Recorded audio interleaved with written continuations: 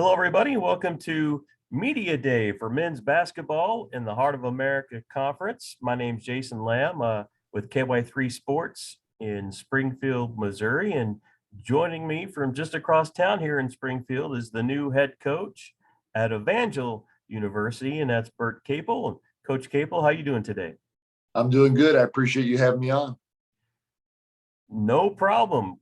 Congratulations on being elevated to take over for your old coach, the legendary Coach Jenkins, who'd been sitting on the bench there for 39 years? 39 as the head coach, and I want to say 5 or 6 as an assistant, so well over 40. Well, what, if anything, have you changed, or what are your plans to kind of form and shape this Sure. into your program? Yeah, it's funny you asked that because obviously I played here for him, back in early 2000s. So a lot of the things that I was introduced to offensively, defensively, philosophically, whatever it is, just kind of stuck with me over my coaching career. So, now that I'm back, kind of taking over for him, it'll have my twists and turns and my personality and my evolution along the way. But there's a lot of things that he had kind of instilled in me when I first played here for him that I'll do today. So, it's which is kind of cool. I guess it keeps that tradition alive. Some of the stuff he did that I'll do too. But yeah, if it wasn't for him, I don't even know if I'd be in this situation right now. So you served a couple of stints as an assistant under Coach Jenkins. How long were you back the second time before you took over as the head coach? Yeah. So I was at a previous school. I was there for quite a while, and he had got let go. And so we just kind of were evaluating what to do. I had a couple other situations that, we thought about taking, me and my wife, but just didn't feel good about them. And she's from Willard. I'm not from here. She's from here. So we said, well, what if we went back there and just kind of reset for a year and then head back. I wanted to go back to Division I. But then when we kind of had thought, if we're going to go back to Springfield, I might give Coach Jenkins a call and see if he minds if I help, just for a year, volunteer. He didn't have to pay me or anything. And I was excited, I was excited to come back and help out. Things had changed. It was different. They made some changes with the school and all that type of stuff. But when I got back and helped out for a year, like I said, my plan was to just do it for a year and then dive right back in. And then COVID hit in March. So everything kind of shut down and there were no people looking for coaches anymore and no jobs really out there. Everything had kind of stopped. So we just naturally stayed another year, which was last year. So we were here a couple of years just to help out. And then when the season ended, this past season, I talked to Coach in his office one morning. I'll never forget. He said, "Coach, I think I might hang it up." And I said, it's kind of funny when you're coaching that long, you just assume that it's going to happen at any point, right? It's getting that time. But then when he actually decided to make that decision, it was kind of a surprise. He'd just been here for a long time. And I think what made it cool about him staying so long is it didn't matter where I was or what school I was at or how long I had been out. I knew I could always give him a call and he was still coaching Evangel. It was almost like, and I'm sure it wasn't me. There are my former players and other players that feel like they can always reach back out to him and feel like they're always a part of the program. Because it is when you get a brand new coach, you lose that connection. And the next thing you know, 2 coaches and then 3 coaches. And next thing you know, you don't know any of them. You don't know any of the players. You don't know what's going on. And so, you just don't stay in touch or follow up as much. But with him being in that position for so long, we'd call up other teammates or I would and say, "Hey, have you seen Evangel? How are they doing? How's Coach Jenkins doing?" So it was kind of cool. He was there for so long, but when he finally did decide to hang it up, it was just kind of a shock, I guess, to everyone, me, my teammates and stuff. But you knew eventually it was coming, just like any position. But yeah, I was glad he was here for so long. It was fun working. It was fun having been gone for a little bit and then coming back and then kind of helping him out again. Sure. I enjoyed those 2 years for sure. Cool. Well, tell me about the team that you inherited and how things have been going early on here in practice there at Evangel. Yeah. I think with any coaching change, and it doesn't matter whether, I would have been brand new and didn't know anybody, or I was here for 2 years. I think anytime there's a changing of the guard at the head spot, it's just different. Players got to make an adjustment. What Coach Jenkins did, yeah, we have a lot of the same philosophies and thoughts and ideas, but he's a different person and personality, and things that he do are different than maybe what I would do. So, even though I was here for a couple of years being in charge, there's some things that maybe I wouldn't put up with that he would, or vice versa. And so I think there's an adjustment there with players, understanding kind of what the rules are, what the expectations are, what I expect of them.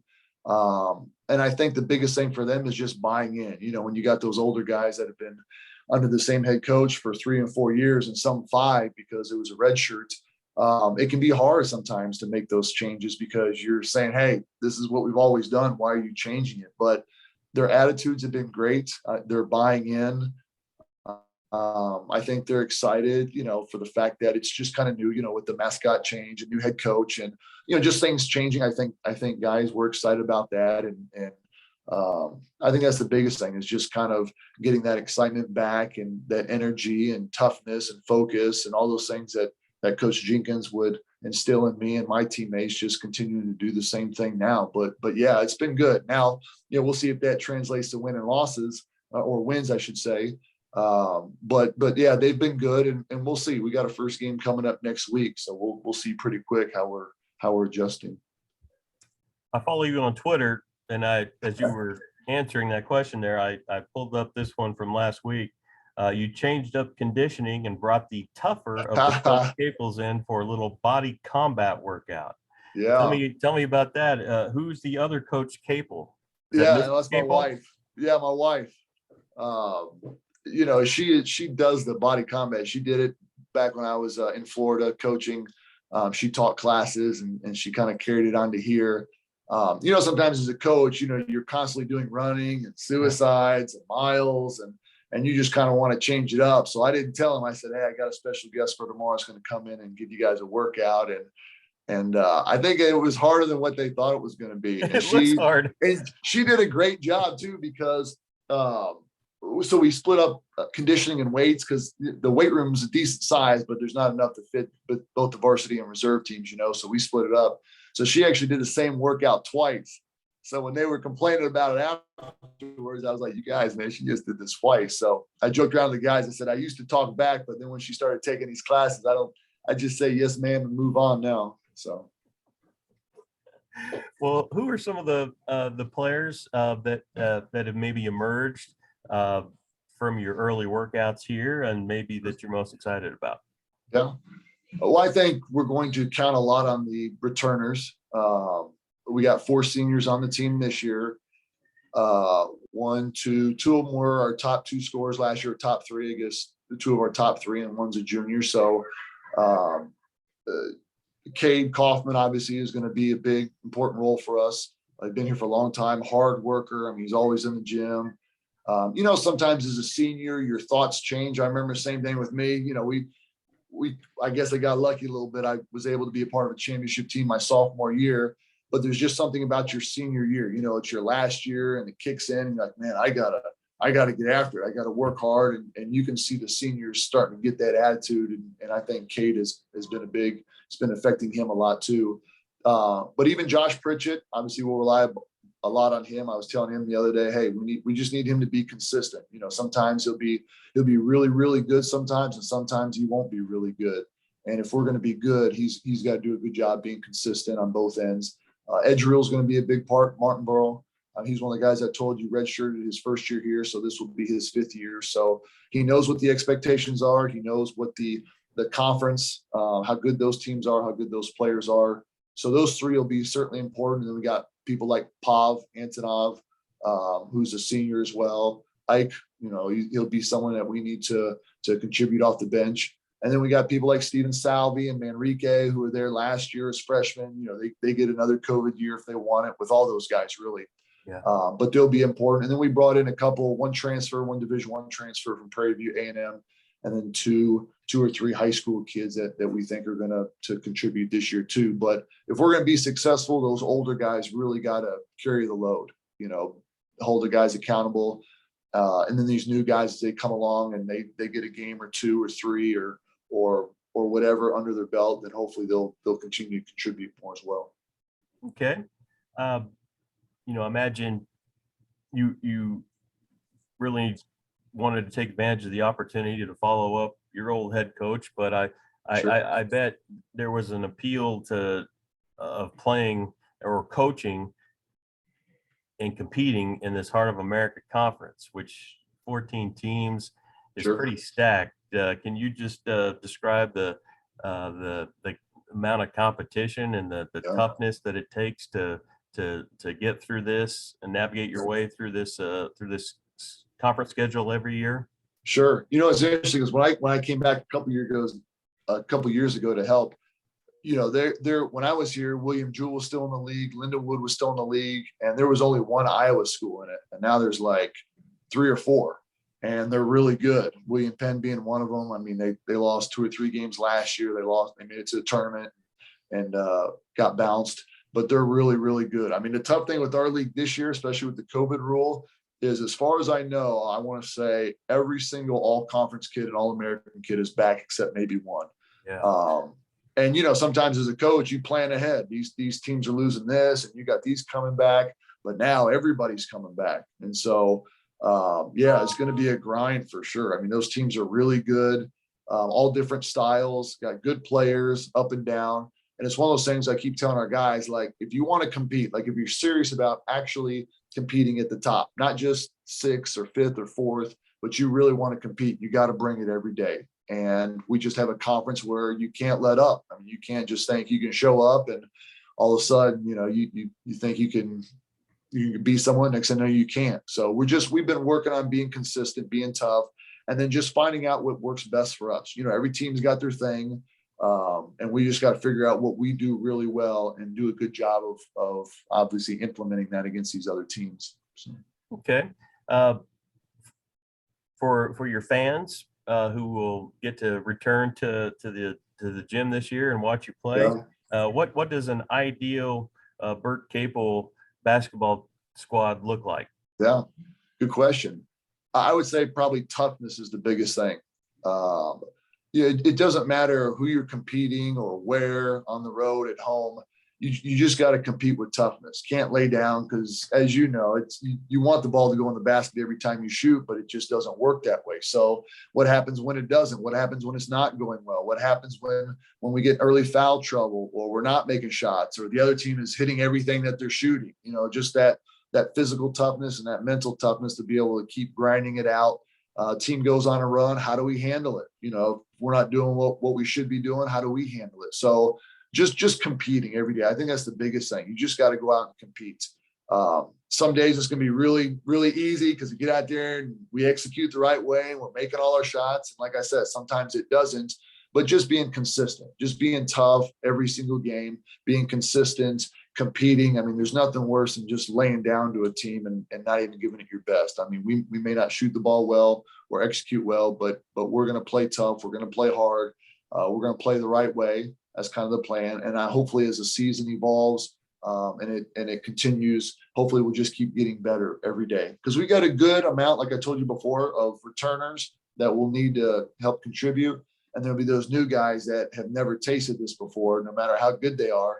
And they're going to have to come along the way and help out too. So I told them at the beginning, hey, I'm not looking for us to be number 1 in the country right now. Let's get better. Let's get better right now. Let's compete. And as we get better and we practice and we continue to do the things we're supposed to do, hopefully as the year goes along, we just keep getting better and better and hopefully get hot towards the end of the season. So. Okay. And my last question for you, Coach, is your athletic department just went through a rebranding, and your athletic programs are now known as the Valor. What do you think of your new mascot, your new logo? What's that mean to you? Yeah, as being someone who graduated 20 years ago as an alum, there's something about Crusader, you just kind of what you were and how it was and all that type of stuff. But I think there's an excitement around here, especially with new students and administration. I think the logo turned out great. I think it ended up being pretty cool. The name is unique, and I thought it still resembles a little bit of that old mascot of bravery and doing what you're supposed, competing. And then with the horse, just kind of ties in. But yeah, I think the student population now is excited about it. And how it is. Sometimes you do things new. It takes a little bit to transition, especially because you have, 50. I mean, you're talking about 50, 60 years of alum who are under a certain mascot, and now changing it. There's always going to be a little adjustment period. But I think those now are excited about it and just embrace it and move on. But yeah, I mean, it's I think there's good days ahead for Evangel. I'm excited about it, not just basketball, but all athletics and the school itself. I just think it's a great school. And I was telling someone the other day, if it wasn't, I probably wouldn't have wanted to come back. I just had a great experience here. I love the school. I think there's a lot of people that leave here that are out in the communities doing some good stuff, and just hopefully we can keep that going. All right. Thank you, Coach Bert Capel from Evangel University. We appreciate your time today, and good luck to you in the Valor this season. You bet, Jason. I appreciate it. I'm sure we'll see you around. All right. See you.